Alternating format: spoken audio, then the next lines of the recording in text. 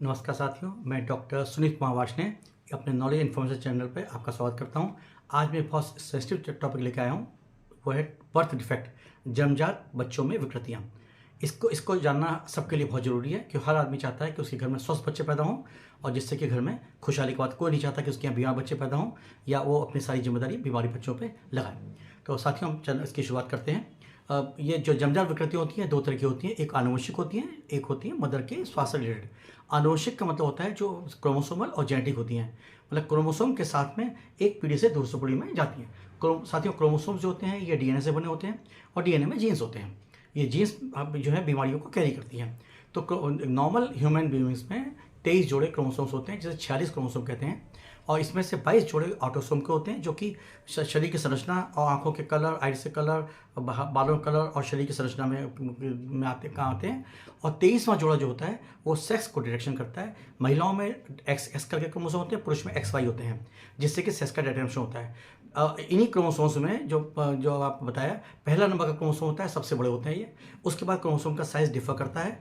जब ये क्रोमोसोम्स एक पीढ़ी से दूसरी पीढ़ी जाते हैं तो अपने साथ बीमारियों को भी अपने साथ ले जाते हैं। तो ये देखा गया है कि बहुत सी बीमारियां क्रोमोसोम्स और जीन्स में होती हैं, जो कि आगे बढ़ती हैं। इन्हें हम कहते हैं आनुवंशिक बीमारियां। जो हमारे स्पर्म्स होते हैं, जो एग्स होते हैं, इसके अंदर जो क्रोमोसोम होते हैं वो हैप्लॉइड कहलाते हैं। उसमें एक ही एक सेट होता है, उसमें जोड़े में नहीं होते। तो जैसे स्पर्म्स में 23 क्रोमोसोम होंगे और जो महिलाओं के एग होते हैं उसमें 23 क्रोमोसोम होंगे। जब इनका फ्यूजन होता है तो 23 मिला के 46 क्रोमोसोम हो जाते हैं और इनके पेयर्स पूरे बन जाते हैं। उसी के बाद इनके जायगोट बनता है, जायगोट डिवीजन करता है, फिर शरीर की गर्भ में वृद्धि होती है, फिर हमारा एक बच्चे का शरीर पूरा बनता है। तो अब इसमें जो बीमारियां होती हैं उसमें सबसे कॉमन बीमारी जो है वो है डाउन सिंड्रोम। डाउन सिंड्रोम को ट्राइसोमी 21 भी कहते हैं। मैंने आपको बताया कि इसमें 22 जोड़ी क्रोमोसोम तो होते हैं ऑटोसोम्स, 23 में होता है सेक्स का। तो 21 नंबर का क्रोमोसोम होता है, उसके डिफेक्ट से डाउन सिंड्रोम बनता है। यह आनुवंशिक बीमारी है। इसमें शरीर का कद छोटा होता है, आंखें ऊपर को चली जाती हैं, कान छोटे होते हैं और उसका नाक का ब्रिज चिपटा होता है। उसका काफ़ी कुछ शेप जो है वो थोड़ा बहुत मंकी से मिलता जुलता होता है। तो ये, और इसमें मंदबुद्धि भी होते हैं और उसका शरीर का विकास भी कम होता है। तो डाउन सिंड्रोम होता है। और डाउन सिंड्रोम उनको भी होता है जो महिलाएं 35 साल के आसपास पहला बच्चा पैदा करती हैं, तो उनके अंदर भी डाउन सिंड्रोम होने की संभावना बहुत ज़्यादा होती है। दूसरी आनुवंशिक बीमारी है टर्नर सिंड्रोम। टर्नर सिंड्रोम में क्या होता है कि जो महिला होती है उसके अंदर एक्स क्रोमोसोम जैसे बताया 2 एक्स क्रोमोसोम होते हैं। एक एक्स क्रोमोसोम तो होता ही नहीं है या वो थोड़ा कम मात्रा में होता है, उससे टर्नर सिंड्रोम। उसका बच्चा भी छोटा होता है, मंदबुद्धि होता है और उसके शरीर का विकास भी कम होता है। तीसरी होती है क्लिनफेल्टर सिंड्रोम। क्लिनफेल्टर सिंड्रोम में क्या होता है कि जो लड़का होता है उसके अंदर एक एक्स क्रोमोसोम ज़्यादा होता है। तो यह आनुवंशिक बीमारियां हैं और ये बीमारियां क्रोमोसोम और जीन से पीढ़ी दर पीढ़ी चलती हैं। दूसरा ग्रुप जो कंजाइटल डिजीज का है वो है आपका मदर से रिलेटेड। इसमें देखिए, इसके कारण मैं आपको बताऊँ क्या क्या होते हैं। इन बीमारियों को, दूसरी वाली बीमारियों को रोक सकते, पहले को तो नहीं रोक पाएंगे कि वो क्रोमोसोम से आती हैं, पर दूसरी बीमारियों को हम, यदि हमें जानकारी है तो हम रोक सकते हैं सावधानी के लिए। और इसीलिए मैं आपके लिए वीडियो लेके आया हूँ साथियों। और इस वीडियो को मैंने बहुत मेहनत से बनाया है। इसको लाइक करिए और सब्सक्राइब करिए, जिससे कि इसके अलग अलग पार्ट में बात को एलिब्रेट करके बनाऊंगा और आपको उसकी जानकारी पूरी हो जाएगी। जो दूसरी तरह की बीमारी होती है वो मदर के हेल्थ से संबंधित होती है और उसके कारण मैं बता रहा हूँ। नंबर 1 होता है, यदि माँ जब बच्चा गर्भ में है उस समय शराब का सेवन करे, तंबाकू का सेवन करे या स्मोकिंग करे तो उसका असर माँ के पेट में पड़ रहे बच्चे में पड़ता है। जैसे आपको मालूम है कि जब अंडा और स्पर्म बनते हैं तो पहले जायगोट बनता है, फिर उसका डिवीजन 2 से 4, 4 से 8, 8 से 16, 16 से 32 सेल्स बनती हैं, फिर धीरे धीरे विकास होता है, बच्चा बनता है।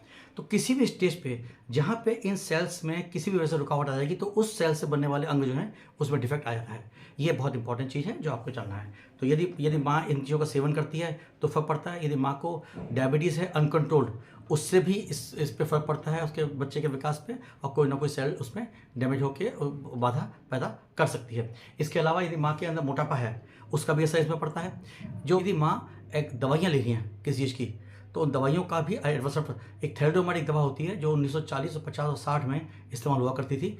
उससे फैकोमेगली एक बीमारी थी वो हुआ करती थी, जिसमें कि हाथ पैर का विकास रुक जाता था और हाथ पैर फ्लिप की तरह हो जाया करते थे।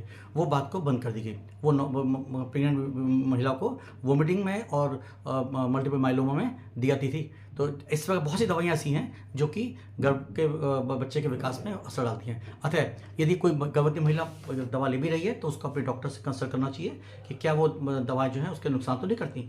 इसके अलावा एक चीज़ देखी गई है कि गर्भवती महिलाएं अक्सर जाती हैं और एक्सरे के कमरे के सामने से निकल जाती हैं या एक्सरे वाले कमरे में बैठ जाती हैं।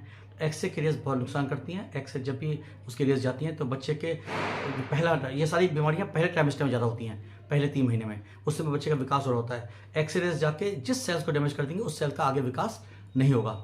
ये भी है। यदि महिला में कुपोषण है काफ़ी, उसके अंदर कमी है, तो उसमें भी होता है। इसीलिए महिलाओं को प्रेगनेंसी में फोलिक एसिड 400 मिलीग्राम दिया जाता है, जिससे कि सेल्स का रिजनरेशन अच्छा हो।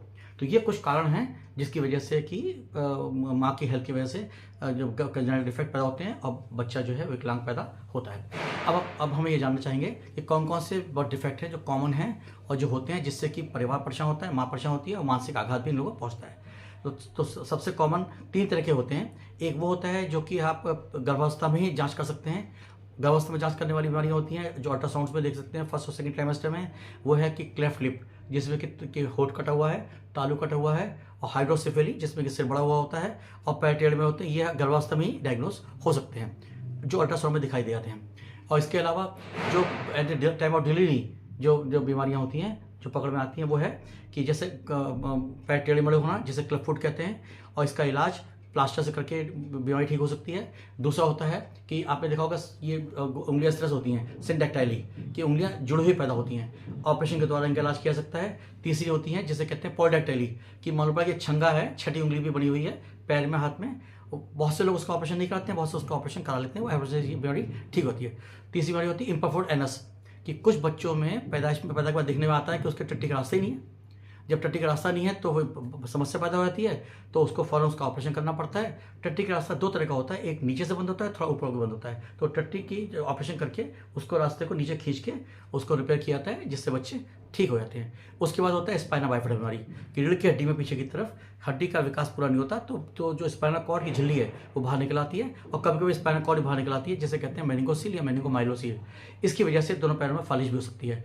इसका भी ऑपरेशन होता है, इससे ये ठीक हो जाता है। इसके बाद बीमारी होती है कि स्कोलियोसिस, कि मान लो कि आदमी की कमर टेढ़ी है और वो अष्टवक्राकार टाइप से पैदा होता है, ये बीमारी होती है। इसके बाद बीमारी होती है मेनिंगोसील, यहाँ पे भी गांठ होती है, वो भी कंजेनिटल होती है। कुछ बच्चों में हाइड्रोसेफेलस होता है, जिसमें सिर बड़ा हो जाता है, ये कंजेनिटल भी हो सकता है और ये बात को भी हो सकता है। और हाइड्रोसेफेलस में क्या होता है कि CSF का पानी होता है, दिमाग का पानी, वो काफ़ी बढ़ जाता है। हड्डियाँ चूँकि जुड़ती नहीं है, सॉफ्ट होती हैं, तो आकार बढ़ जाता है और वो बड़ा से दिखाई देता है। इसका इलाज भी ऑपरेशन है, लेकिन पूरी तरह से ठीक नहीं होता। अलग बीमारी एक और है जिसे कहते हैं माइक्रोसेफेली, कि उसमें सिर उसका बहुत छोटा होता है। ये कुछ बीमारियां हैं जो कि इससे पैदा। इसके अलावा एक होती है टियोफिस्टुला, टियोफिस्टुला। उसमें क्या होता है, जैसे ही बच्चा पैदा के बाद दूध पिएगा तो दूध जो है वो सांस की नली और खाने की नली मिली होती है, वो खाने की नली से सांस की नली में चला जाता है और बच्चा खांसने लगता है। इसका इलाज भी बिना ऑपरेशन के नहीं हो पाता। कंजेनिटल हार्ट डिजीज, हार्ट की बीमारियाँ, उसमें क्या होता है, हार्ट के अंदर एक होती है VSD, वेंट्रिकुलर सेप्टल डिफेक्ट, कि उसके वेंट्रिकल्स में छेद होता है, तो गंदा खून और अच्छा खून मिलने लगता है, जिससे कि बच्चा जो है उसके लक्षण जो होते हैं VSD के, कि बच्चा नीला पड़ जाता है, उसके नाखून नीले पड़ जाते हैं, है ना, उसके होठ नीले पड़ जाते हैं। ये भी बिना ऑपरेशन के बीमारी ठीक नहीं होती है। तो ये कंजेनिटल हार्ट डिजीज। एक तो फेलोस्टेटोलॉजी, उसमें भी हार्ट की डिजीज होती है। तो ये कुछ बीमारियां हैं जिन बीमारियों की वजह से हम लोग कहते हैं कि बर्थ डिफेक्ट की जानकारी होना जरूरी है। और ये जब होती हैं तो बहुत पीड़ा देती हैं, बच्चे को पीड़ा देती हैं, उसके घर को पीड़ा देती हैं, और पूरा घर उसमें परेशान रहता है। अब इसमें आता है कि हम इसकी जांचें कैसे करें। यदि मान लीजिए कोई हर आदमी चाहता है कि उसका बच्चा स्वस्थ हो, तो जांचों के लिए फर्स्ट ट्राइमेस्टर सेकंड ट्राइमेस्टर में अल्ट्रासाउंड कराया जाता है, और कभी कभी इसमें एमनियोटिक फ्लूइड की जांच की जाती है। पर जो लेडीज़ 35 के आसपास में बच्चा पैदा करती हैं, वो अपनी जांच जरूर कराती हैं कि उनके बच्चों को डाउन सिंड्रोम तो नहीं है, कि डाउन सिंड्रोम एक ऐसी बीमारी है ठीक भी नहीं होती है, और वो लंबे समय तक परिवार को वो बहुत परेशान करती है, तो उससे भी जांच होती है। अब आता है कि इस बीमारियों को, बर्थ डिफेक्ट को रोकें कैसे। तो रोकने का तरीका ये होता है कि जैसे आपको बताइए कारण क्या क्या इसके, कि माँ को जो है शराब का सेवन नहीं करना चाहिए, तंबाकू का सेवन नहीं करना चाहिए, उसको जो है स्मोक नहीं करना चाहिए, एक्सरे उन दोनों में नहीं कराना चाहिए, एक्सरे से बचना चाहिए। चोट लग जाती है तो उससे विकास रुक जाता है। दवाइयाँ नहीं खानी चाहिए, मेरे डॉक्टर से पूछे हुए, है ना। पोषण अच्छा होना चाहिए, फोलिक एसिड की दवा लेनी चाहिए, जिससे कि बच्चे का रिजनरेशन और सेल्स का रिजनरेशन अच्छा हो, और डायबिटीज़ को कंट्रोल कराना चाहिए। ये सारे कारण हैं। यदि इनका इलाज किया जाए, और पहले से यदि आपको जानकारी है कि कौन कौन सी बीमारी हो सकती है बच्चा होने से पहले, तो आपके दिमाग में रहेगा, आप ये गलतियाँ नहीं करेंगे और बच्चों। इसके अलावा एक बात और की जाती है, वैक्सीनेशन बहुत इंपॉर्टेंट है। यदि मान लीजिए प्रेग्नेंट लेडी है और रूबेला की बीमारी होती है, यदि माँ को रूबेला बीमारी उन दोनों में हो जाती है, तो बच्चे का विकास रुक जाता है, मंदबुद्धि होते हैं, आंखों पर असर पड़ता है, और उसका मंदबुद्धि हो जाता है। तो वैक्सीनेशन रूबेला का होना बहुत ज़रूरी है माता का।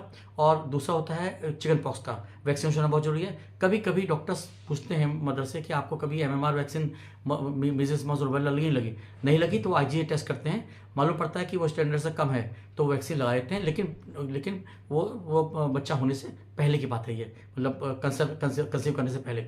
इसके अलावा कहते हैं फ्लू की वैक्सीन हर साल लगती है, वो लगाना माँ को बहुत जरूरी होता है। कि इसलिए कहा जाता है कि मान लीजिए ड्यूरिंग द प्रेगनेंसी फ्लू हो गया फर्स्ट ट्राइमेस्टर में, तो माँ दवा लेगी एंटीबायोटिक लेगी तो और बाकी दवाइयाँ लेगी, तो उससे भी बच्चे के विकास पे असर पड़ता है। इसके अलावा ये कहा जाता है कि आखिरी हेपेटाइटिस बी, तो अब तो हेपेटाइटिस बी का जो नया शेड्यूल आया है उसमें पैदा होती बच्चों को हेपेटाइटिस बी का इंजेक्शन भी लगाया जाता है। अतः साथियों, ये जानकारी आपको मैंने दी, यह जानकारी आपको होना बहुत जरूरी था कि बर्थ डिफेक्ट क्या होते हैं, कैसे होते हैं। आनुवंशिक को तो हम नहीं रोक पाएंगे, जो आनुवंशिक हैं, हेरिडिटरी हैं, क्रोमोसोम से आते हैं, जीन से आते हैं, उनको तो हम नहीं रोक पाएंगे। ये तो आते हैं और इनका तो हमें अपना इनको संभालना भी है, बच्चे हमारी लायबिलिटी हैं और उनको देखभाल भी करनी है। लेकिन जो मदर की बीमारी की वजह से होते हैं, जो मैंने साइड इफेक्ट बताया, उनको हम रोक सकते हैं। अतः इनका ध्यान रखें कि बच्चों की बीमारी ना हो। और साथियों, इस चैनल को मेरे लाइक करिए, सब्सक्राइब करिए। Thank you very much.